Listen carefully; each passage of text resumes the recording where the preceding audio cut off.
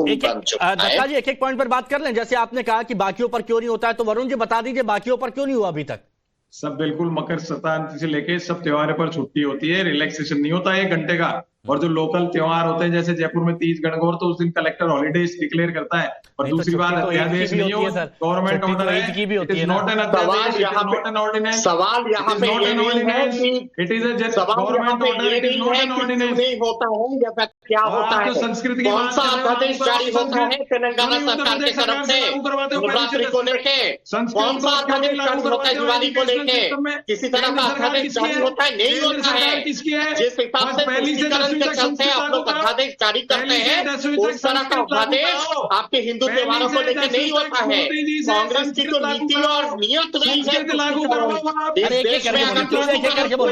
बोलिए वरुण पुरोहित जी, दत्ता जी ये कह रहे हैं कि बाकी जगह पर भी तो आपकी तरफ से किया जा सकता था, वहां पर आप लोगों ने एक कदम नहीं उठाया, वो ये कह रहे हैं। मैं ये कह रहा हूँ कि संस्कृत की बात की क्यों नहीं आप मोदी सरकार पहले उस पर आइए, पहले उस पर आइए। उसमें भी आ रहा हूँ, संस्कृत में मत भागिए आप। संस्कृत में रमजान वाले मुद्दे पर, रमजान वाले मुद्दे पर जल्दी उसी पे आ रहा हूँ। कांग्रेस शुरू से बोलिए जो बात है, हाँ तेलंगाना की जो बात है, देखिए हर स्टेट की अलग अलग संरचनाएं होती है, कल्चरल संरचनाएं, उस हिसाब से छुट्टियां होती है। मैंने जयपुर की बात की आपको, तीज गणगौर वहाँ तेलंगाना में थोड़ी मनाया जाता है, केरल में थोड़ी मनाया जाता है, कहीं ओणम होता है, कहीं क्या होता है। अच्छा एक मिनट दत्ता जी, ओपी सिंह जी, क्या ये सही है जो तेलंगाना में हुआ?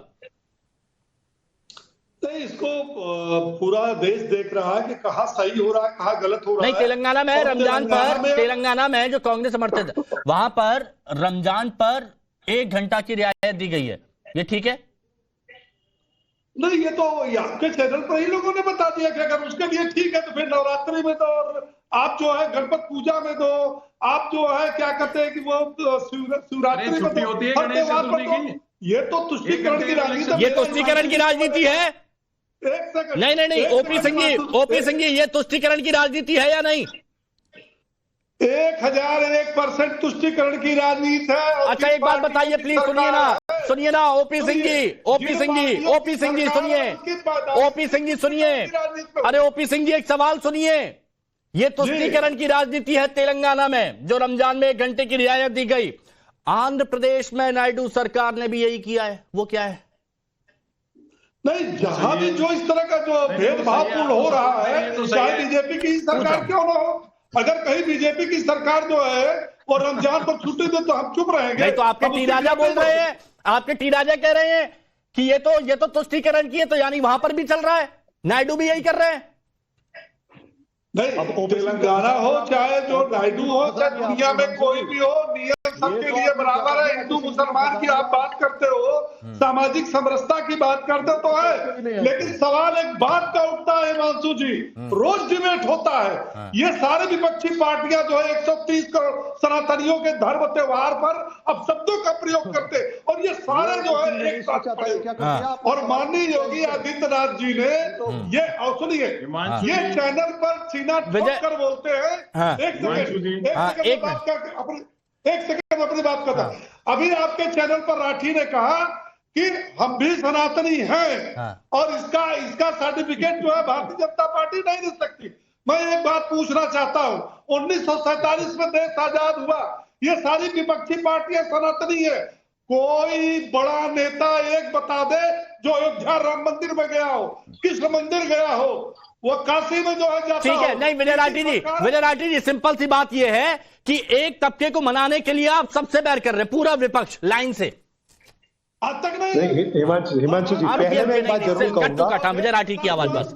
हिमांशु जी, पहले मैं आपको जरूर बधाई दूंगा कि ओपी सिंह जी ने कभी सोचा नहीं था कि पलट के सवाल आ सकता है। जैसे आपने सवाल पूछा तो बौखला गए, उन्होंने कहा अरे ये क्या हुआ, लेकिन उन्हें पता नहीं है कि पत्रकार चूंकि सामने अच्छे हैं, वो सत्ता से भी सवाल पूछते हैं। एक बात, दूसरी बात, 1947 की बात इन्होंने करी। मैं हमेशा ये बोलता हूं कि आप कितना भी बीजेपी वाले सपा पर विपक्ष पे आरोप लगाए कि 1947 की बात मत किया करो, क्योंकि वो आपकी दुखती नब्ज है।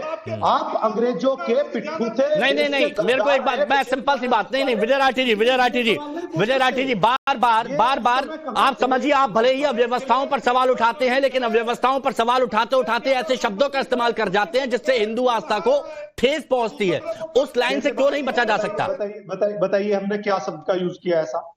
हम लोग कुंभ पे सवाल नहीं उठा रहे, कुंभ की व्यवस्था पे सवाल उठा रहे। एक वीडियो आप ऐसा बताइए, समाजवादी पार्टी का राष्ट्रीय अध्यक्ष है हमारा, कि वो कुंभ पे सवाल उठा रहे, हम व्यवस्था पे सवाल उठा रहे हैं, और मुख्य विपक्षी पार्टी होने के नाते व्यवस्था पे सवाल उठाना हमारा।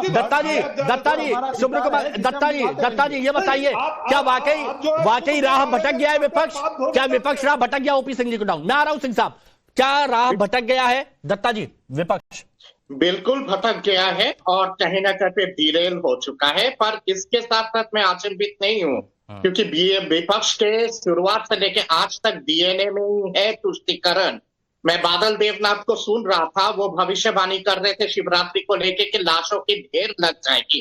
अरे मैं तो कहता हूँ कि विपक्ष चाहते ही है कि महाकुंभ जैसे इतने भव्य कार्यक्रम में लाशों की ढेर लग जाए, क्योंकि इनको हिंदू आस्था से कोई मतलब ही नहीं है। आप ममता दीदी कहती है कि मौत की कुंभ बन गई है, बंगाल में हर दिन कत्लेआम होता है, मर्डर होता है, तो क्या मैं मान के चलूं कि सोनार बांग्ला जो है वो मौत का बांग्ला बन चुका है टीएमसी के सत्ता के अंदर? क्या सोनार बांग्ला मौत का बांग्ला बन चुका है? मतलब दीजिए ना, हर दिन वहां पे बलात्कार, कत्लेआम, कितने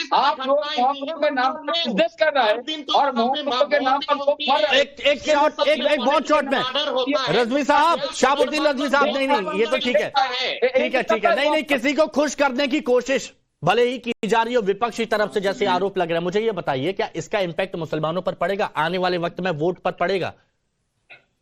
इसका मुसलमानों पर कोई असर नहीं पड़ेगा, और मुसलमान इस वक्त जो है वो अपनी तालीम, तिजारत और तरबियत में लगा हुआ है, वो इन तमाम चीजों की तरफ ध्यान नहीं देता। एक और छोटा सा सवाल, रजवी साहब, एक और छोटा सा सवाल। दिल्ली चुनावों में बहुत सारे हमने मौलानाओं को देखा, मुस्लिम स्कॉलरों को देखा, जिन्होंने बीजेपी को वोट किया। बीजेपी कहती है हम सबका विकास, सबका विश्वास और सबके साथ की बात करते हैं, तो क्या एक संदेश जा रहा है ये मुस्लिम तबके में, और इसीलिए वो जो वोट बैंक जो अभी तक कहीं और जाता था वो बीजेपी की तरफ जा रहा है? ऐसा होता नजर आ रहा है आपको? जी हाँ, एक मैसेज जा रहा है, और अब अगर बड़े दिल के साथ अगर बीजेपी मुसलमानों से वोट मांगती है, उस मुसलमानों का सहयोग चाहती है, तो एक बड़ा तबका मुसलमानों का बीजेपी को सपोर्ट करने के लिए भी तैयार है।